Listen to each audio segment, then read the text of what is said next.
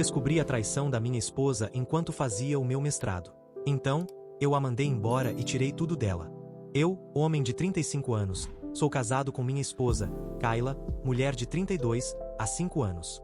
Já tive relacionamentos ruins no passado e estava começando a perder a fé nas mulheres. Mas quando a conheci, senti que nada disso importava. Agora percebo que trabalho em equipe é mesmo um mito e não acho que conseguirei confiar em uma mulher novamente.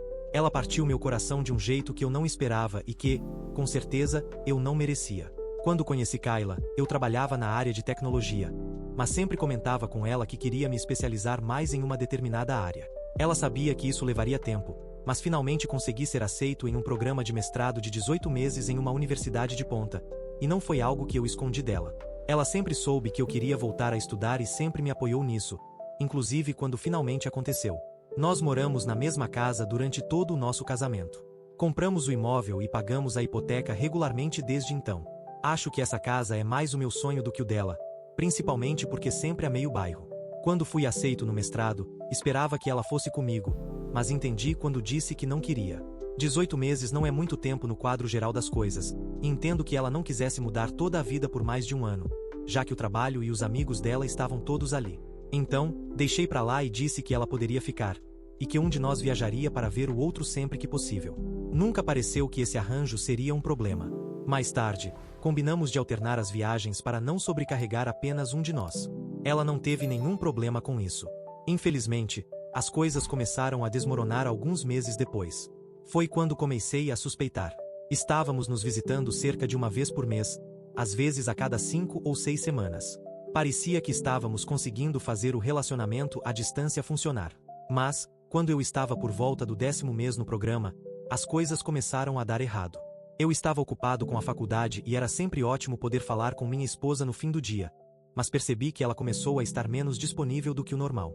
Perguntei o que estava acontecendo na primeira vez, porque fiquei preocupado, e ela disse que estava um pouco doente, o que até fazia sentido. Mas, mesmo depois de dizer que tinha melhorado, às vezes ela simplesmente sumia.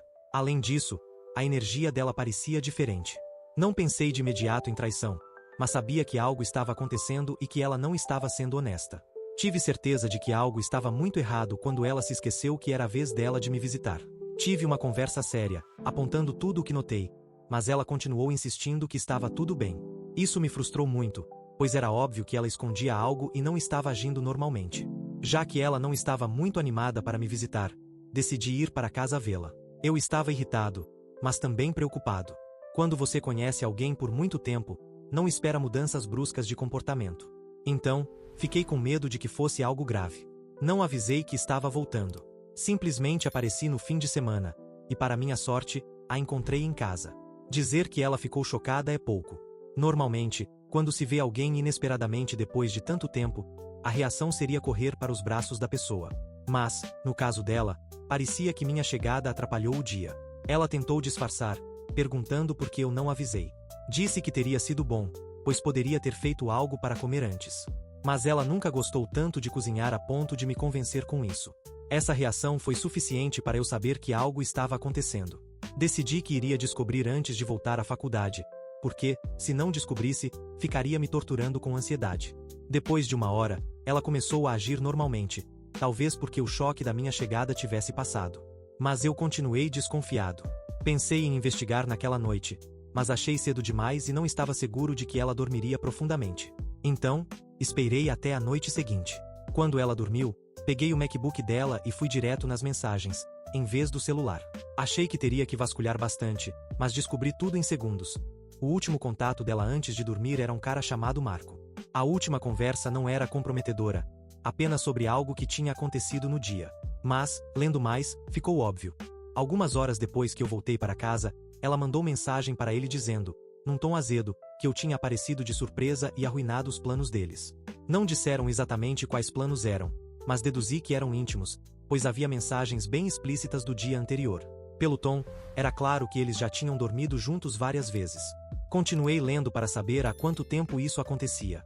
E sem surpresa, começou justamente quando nosso relacionamento começou a mudar. 9 meses após eu ter me mudado para fazer o mestrado. Ela dizia, nas mensagens, que estava sozinha e queria se divertir. Descobri ainda que ela tinha criado um perfil no Tinder depois que eu fui embora. Comecei a me questionar. O que eu fiz de errado? Não sou perfeito, mas nunca fui um mau marido. Sempre estive aberto a melhorar. Eu estava triste e furioso. Saber que minha esposa estava distante porque me traía foi devastador. Ao ler as mensagens, percebi que ela tinha esquecido de me visitar porque tinha marcado algo com o Marco. Passei a noite em claro, pensando em como nosso casamento iria acabar.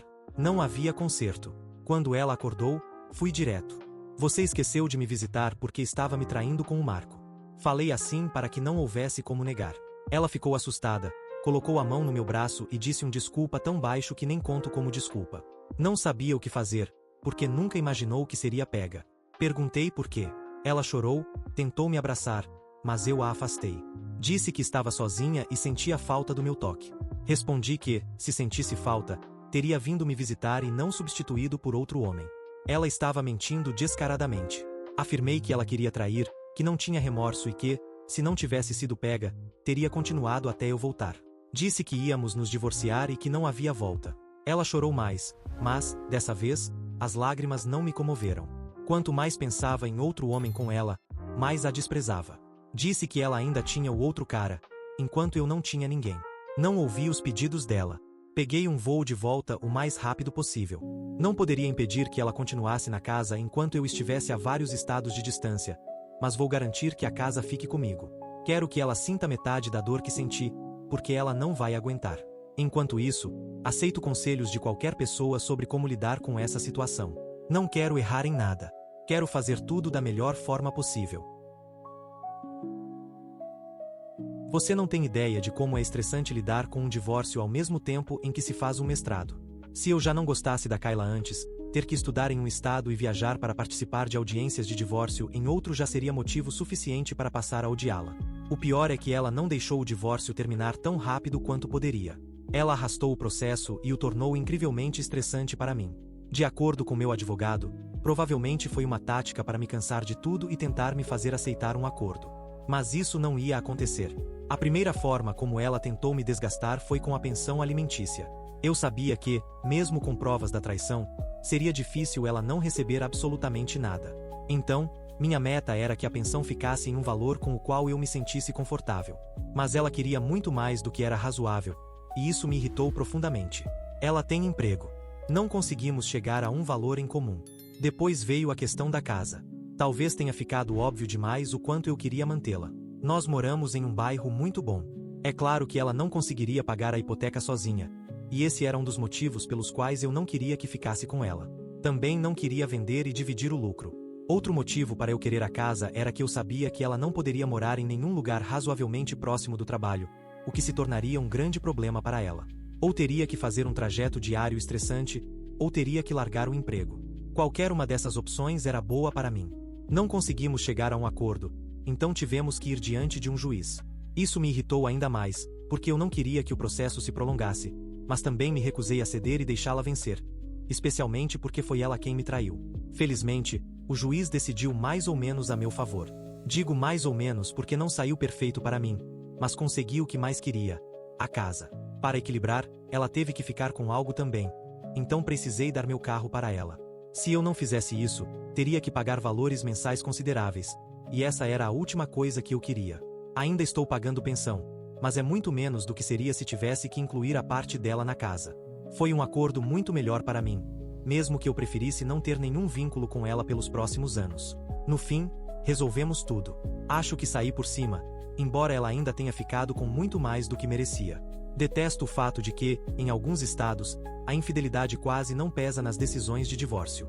Quero dizer, nós só nos divorciamos porque ela estava se envolvendo com outras pessoas. De qualquer forma, tive que voltar aos estudos, o que pelo menos ajudou a tirar minha mente do assunto. Ainda não terminei o curso, mas estou bem perto disso agora. Minha ideia era esperar até concluir para me vingar, mas ela me forçou a agir antes. Isso aconteceu quando um amigo em comum veio falar sobre o divórcio e disse que nós não deveríamos ter deixado a distância atrapalhar o relacionamento. Fui sondando para entender de onde ele tinha tirado isso e descobri que Kayla estava dizendo às pessoas que a distância foi o grande motivo da separação. Isso me deixou furioso, porque nos fazia parecer imaturos, e acima de tudo, não era verdade. Esclareci tudo para essa pessoa na hora e decidi que ia contar a verdade para todos, independentemente de ela já ter contado ou não a versão dela. Eu precisava expô-la, algo que antes nem estava nos meus planos. Essa parte foi muito divertida para mim. Escrevi uma mensagem, incluí os trechos mais escandalosos das conversas dela com o Marco e enviei para todo mundo. Em poucos minutos, as mensagens começaram a chegar. Várias pessoas queriam saber se o que eu dizia era verdade. Algumas disseram que ela tinha contado algo completamente diferente, e eu expliquei que a única razão para ela inventar aquela historinha era evitar queimar o próprio filme. Enviei até para os pais dela. Eles ficaram visivelmente irritados comigo por ter feito isso, mas deu para perceber que o pai dela não conseguia ficar totalmente bravo. Ele entendia que eu não era o culpado nessa história. Já Kayla, nem preciso dizer que foi a mais furiosa de todas. Ela me ligou dezenas de vezes. Quando finalmente atendi, quase fiquei surdo. Ela disse que eu não tinha o direito de falar aquilo para ninguém, que eu estava lavando roupa suja em público e que era algo privado entre nós dois. Respondi que isso até poderia ser verdade, mas que ela cometeu o erro de contar uma história falsa. Eu precisava corrigir, porque a versão dela nos fazia parecer um casal ridículo. Que tipo de casal, junto por tanto tempo, se divorciaria apenas por ter que ficar separado por 18 meses? Tudo o que fiz foi esclarecer publicamente, porque não havia como saber para quantas pessoas ela contou a mentira. Foi nessa discussão que ela disse que eu estava tentando arruinar a vida dela.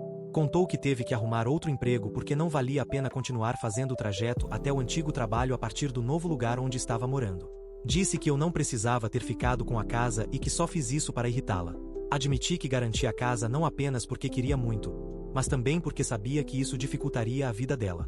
Ela me xingou, e eu simplesmente ri.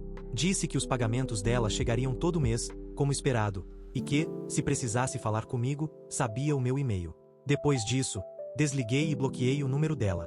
Desde então, ela continua bloqueada, e minha vida está um pouco mais tranquila. Agora, vou focar no meu curso. Vou garantir a vida melhor que eu quero, e o fato de ela ver tudo o que perdeu por causa dos próprios impulsos fará parte da minha vingança. Desejo o pior para ela e espero chegar a um ponto em que consiga confiar em mulheres novamente. Sinceramente, espero que sim. E isso é tudo por hoje. Se gostou, deixe um like e inscreva-se para não perder nenhum vídeo novo, e assista mais clicando no vídeo que está aparecendo agora. Até a próxima. Cuidem-se.